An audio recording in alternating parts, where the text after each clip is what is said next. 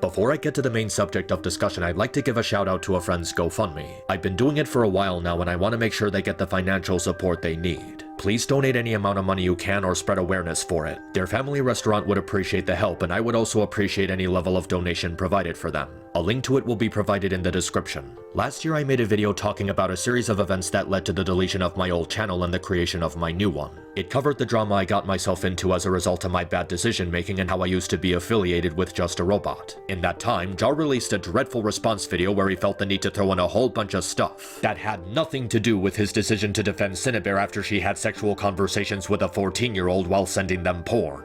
Now, I'm not gonna go over that whole video as a lot of people on YouTube are in the process of ripping it to pieces already, but I mainly want to focus on something that people in the comments have been asking me. In his video, Jar mentioned how he sent his Cinnabear video to several people in his spaces, including myself, and he also provided a screen cap to prove that he did this. Since then, a couple of people have been asking me why I didn't immediately condemn Jar for this, and I've been responding to them as calmly as I can. It was suggested by one of my viewers that I make a video explaining this in further detail, and after hearing them out, I do believe it would be appropriate to make a video detailing this situation more thoroughly. Not everyone is gonna go through my comment section to see the explanation I gave, but it would also be more appropriate to put this into words rather than text. I just needed time to think about how I would word this because the subject matter involved in this is extremely delicate. This is something I don't like thinking back to because it just makes me feel really sad. And if I'm going to make this video, I can't afford to let personal feelings get in the way because this is an important and delicate situation. Something that requires level-headed thinking free of any charge of anger or disgust. As I said in the previous video, I cut ties with Jar after the way he responded to the backlash for the Cinnabear video. I don't believe it would have been appropriate to stay on good terms with him after the video itself and the way he tried to downplay the severity of what he did. Now, the purpose of that video wasn't to go into every single minute detail of what happened. I wanted it to be a simple explanation of things that led to me making a new channel after the year I spent away from YouTube. But with the people who have asked me about it since that video, I figured it would be best to go into more detail so there's no further confusion.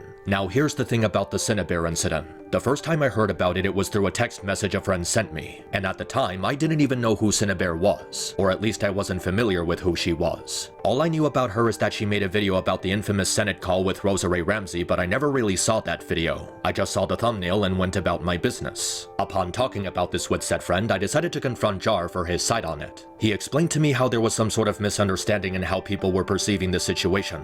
To him, it wasn't about whether or not Cinnabear did something wrong or irresponsible. She obviously did. It was about whether or not Cinnabear was a child predator or a pedophile. Now admittedly this whole thing sounded fishy to me, but I still wanted to hear him out because at the time, I trusted him. I've been harassed with false accusations of child predation and pedophilia myself, so a part of me emphasized with how this sounded. However, there were still some concerns for how this video could go, so I wanted to make sure that his research was accurate. I went and grabbed links for all sorts of videos covering the drama and sent them to Jar, and I suggested he look over them before making the video.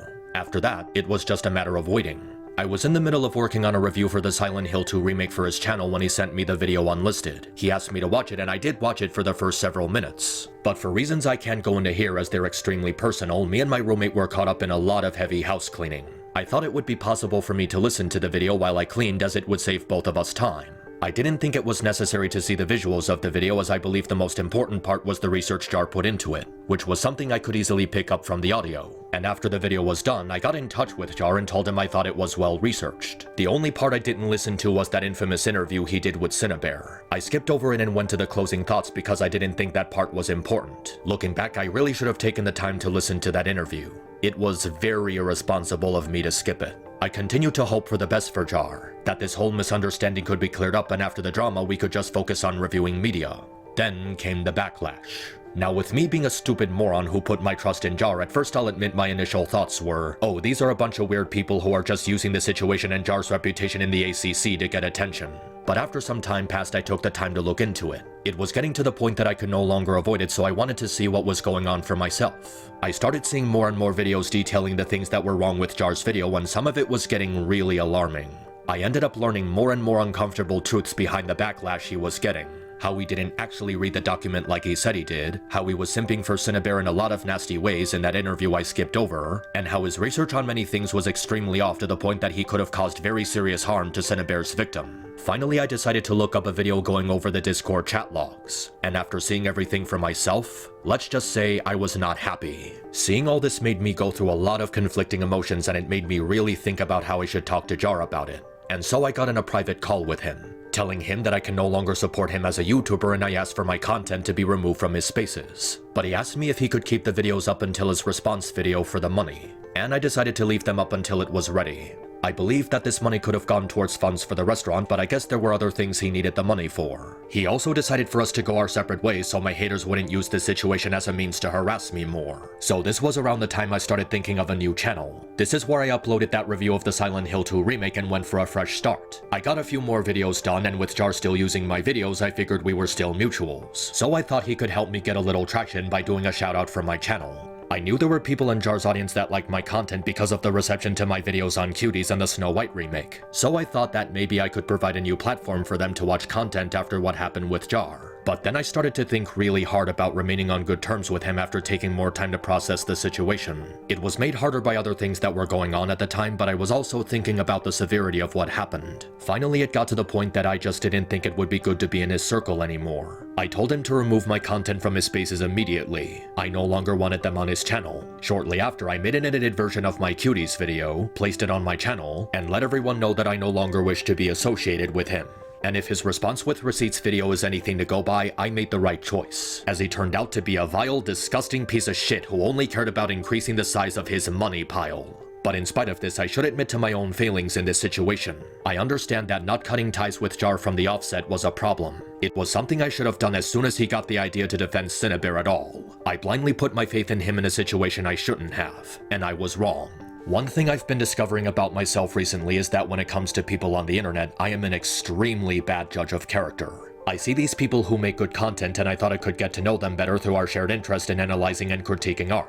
I end up getting a little too comfortable around them, and then it comes back to haunt me when they turn out to be horrible, grotesque people in some shape or form. Toon Critic Y2K, a number of people in the Brony community, Lio Convoy in the Senate, Black Critic Guy, these are all just from the top of my head, and now this. Before all this happened, I really did think of Jar as a friend. I genuinely wanted to support him through thick and thin, and work with him to keep his channel active while he was busy with other stuff. But the more I looked into this, the more I learned how disingenuous his intentions were. He didn't care about the severity of the situation. He didn't care about clearing up any sort of misunderstanding. He didn't care about Cinnabar's victim. He didn't even care about Cinnabar herself. He did this specifically because he wanted a big YouTuber with a large following to owe him something later, because he thought it would benefit his rapidly decreasing pile of money. And I should have known better than to put my faith in him. I trusted him in spite of how suspicious the situation sounded because I thought that's what a good friend is supposed to do. But I should have taken it more seriously. I said before that I don't like making anything sound like an apology video because it doesn't work. It comes across as emotionally manipulative, and it usually opens the floodgates for people who want to bombard you with accusations of damage control. Even though anyone who's even remotely familiar with who I am knows how trigger-happy I get when it comes to pedophiles and child predators, or any situation involving adults using children for sexual gratification. If I had known beforehand the full details of what happened, or if I saw the chat log sooner than I did, I would have never given a smidge of a positive thought to that horrible video. But if there's anyone in this situation I owe an apology to, it's Cinnabar's victim. I didn't know how to get in contact with this person. I don't know how to reach them on Discord or if they have any other platforms I can use to talk to them. I even tried looking them up on YouTube to see if they made a video talking about how this might have affected them. Then again, I understand wanting privacy with what they must be going through. So Cinnabar's victim, if there's even a 1% chance you come across this video, I owe you this. I was wrong to not speak up about Jar's video defending Cinnabar. I was wrong to not take this situation more seriously. I was wrong to not cut ties with Jar when I should have. My bad judge of character clouded my actual better judgment, and I do feel shame in the idea that I contributed to your stress by not taking action immediately. You deserved so much better. From Jar and from myself. For that, I am sorry. I hope you're doing okay, and I hope that in the future you'll be able to move on from this and find peace. I hope I was able to clear things up for anyone watching this. It's just that this situation made me feel a series of conflicting emotions, and trying to process them just made me feel depressed. I wanted to try and move on from it as there were a lot of more serious and important things going on at the time. But I won't deny this was a failure on my part. After this, I'm certainly going to work on improving my judge of character because I really don't want to make this mistake again.